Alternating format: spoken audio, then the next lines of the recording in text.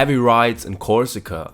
As recently as March 2022, the French Mediterranean island, which is actually known as a vacation island, again saw serious riots. Public buildings were set on fire, Molotov cocktails were used against water cannons, and there were injuries on the side of the demonstrators and the police officers. The reason for the riots is that the Corsicans are dissatisfied with the government in Paris. This is why they are striving for more autonomy, and many are also demanding complete independence from France. But why are the Corsicans so dissatisfied? How is the government in Paris reacting to the protests, and how likely is Corsica's independence from France? We look at all of these questions in today's video. Enjoy! Since the late Middle Ages, Corsica, which is the fourth largest island in the Mediterranean, belonged to Genoa. They constructed an important outpost for the navy on the island, but the inhabitants were never really satisfied with the rule of Genoa. Thus, an independence movement was formed early on, which gained more and more influence, especially from the 18th century on.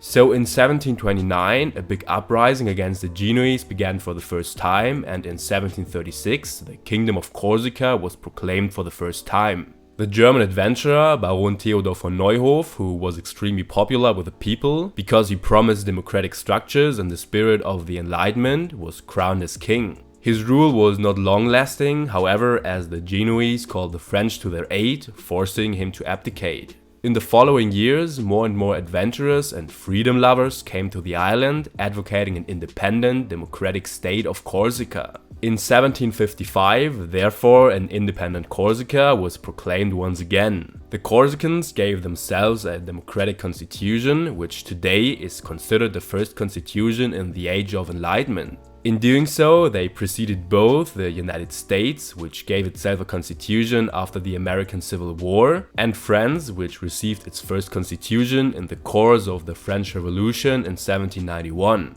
The Genoese, however, got fed up and sold the island to France. This led to a conflict between the new occupiers and the Corsicans. However, since the French army was vastly superior, it was able to quickly defeat the rebels and eliminate the young democracy.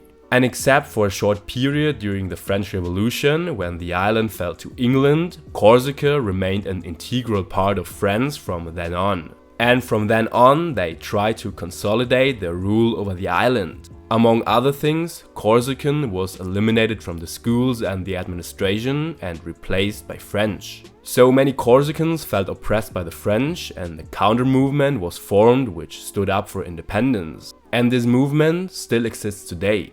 It is not only active in politics and public life, but also repeatedly lends force to its demands. For this reason, there have been repeated riots and clashes with the police in the recent past. However, the political independence movement is also gaining ground. Since 2015, the separatists have even held a majority in the regional parliament. But here, too, there are repeated upheavals as different groups pursue different goals. Some strive for more autonomy from Paris, while others demand complete independence from France. But how likely is it that Corsica will actually become independent? Experts believe that full independence is unlikely at this point in time. Current polls do not indicate a majority in favor of independence. What the Corsicans do want, however, is more autonomy. They want full sovereignty over financial and economic matters, social policy, and more influence for the Corsican language. Paris, on the other side, faces a dilemma here, as it fears that making too many concessions could trigger a domino effect.